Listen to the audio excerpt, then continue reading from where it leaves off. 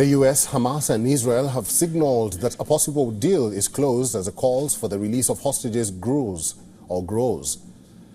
Now, according to a Reuters report, the chief of Hamas says the militant group is near a truce agreement with Israel, while adding that the group has delivered its response to Qatari mediators. Meanwhile, the US also says that authorities are closer to a deal than they have been before. Israeli Prime Minister Benjamin Netanyahu says that Israeli officials are making progress and he hopes there will be good news soon. Meanwhile, in a press briefing by the White House, National Security spokesperson John Kirby said that a hostage deal is close to fruition. I know this is of great interest to all of you.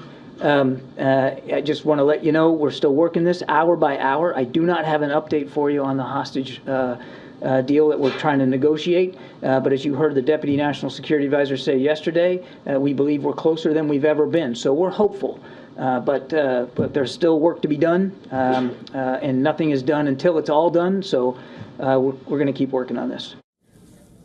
On the other hand, Israel's ambassador to the United States says Israel is hopeful that a significant number of hostages could be released by Hamas in the coming days. Earlier, Qatari Prime Minister Sheikh Mohammed bin Abdul Rahman said his confidence is growing and that a deal will be reached soon. Sheikh Mohammed said the challenges facing the agreement are just practical and logistical.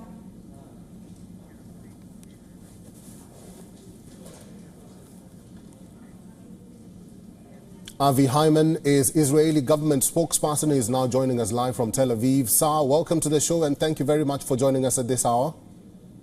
Thank you very much for having me on, Eric. Sir, we have seen the advancement by the Israeli military into Gaza. Israeli government has always insisted that they believed hostages are being held in tunnels underneath hospitals. So now that you have managed to infiltrate the so-called tunnels and the hospitals, where are the hostages? So these aren't so-called tunnels. There is a full underground world of Gaza tunnels. We've uncovered many of those tunnels, and we will continue hour by hour, day by day, to uncover those tunnels. We know for the last 16 years, Hamas has been embedding themselves in and underneath civilian populations to perpetrate the double war crime of shooting at our civilians from deep within their civilians.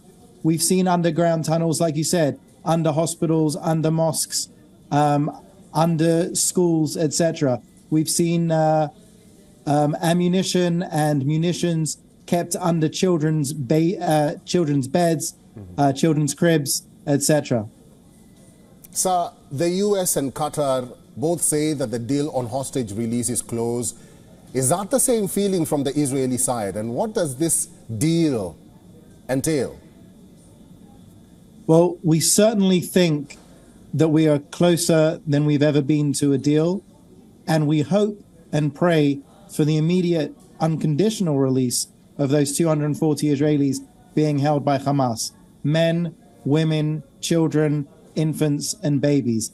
As we know, the youngest was a 9-month-old baby who was taken from his mother's hands and is now being held in some underground dungeon at gunpoint.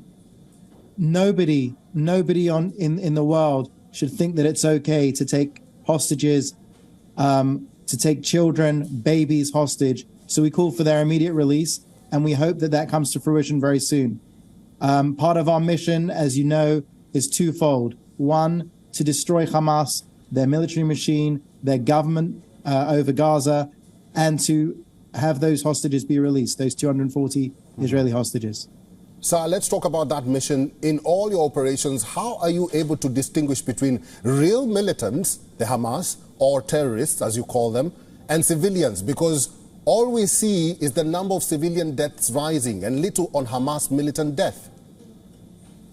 Right, so we have said that there's been thousands of Hamas terrorists killed. I will caution you on using numbers coming out of the Hamas-run health ministry.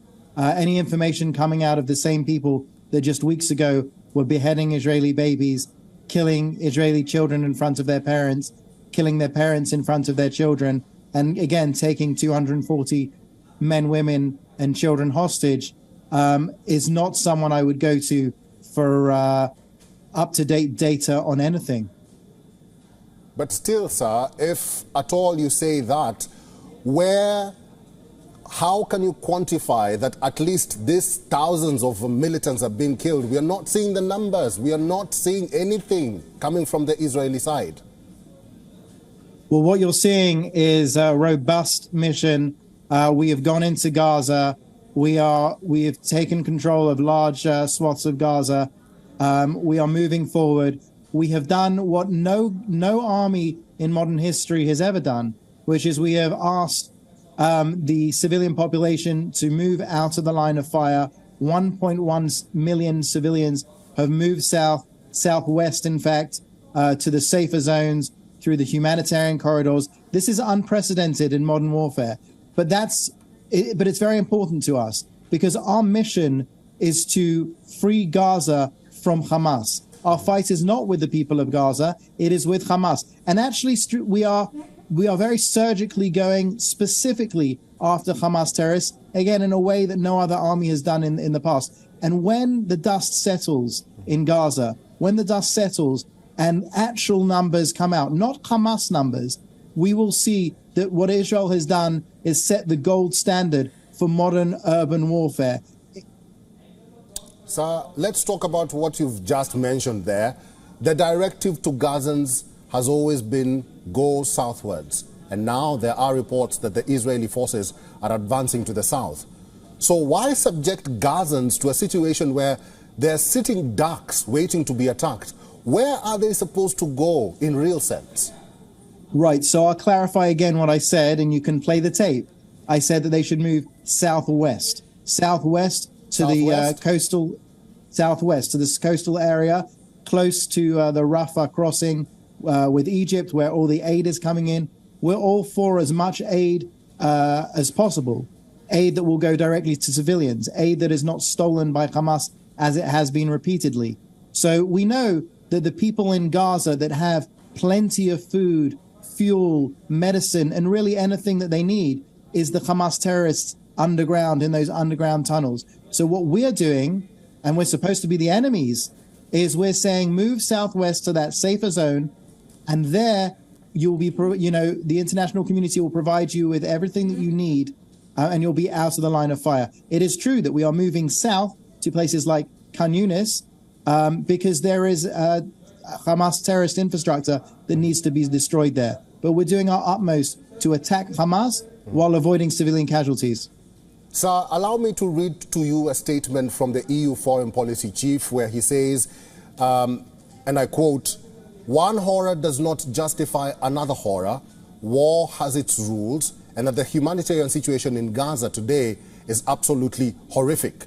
And another statement from the World Health Organization which says, "We are witnessing a killing of civilians that is unparalleled and unprecedented in any conflict since I became Secretary General."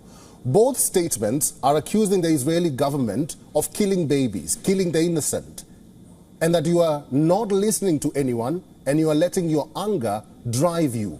How do you respond to that? The Israeli army is certainly not shooting from the hip.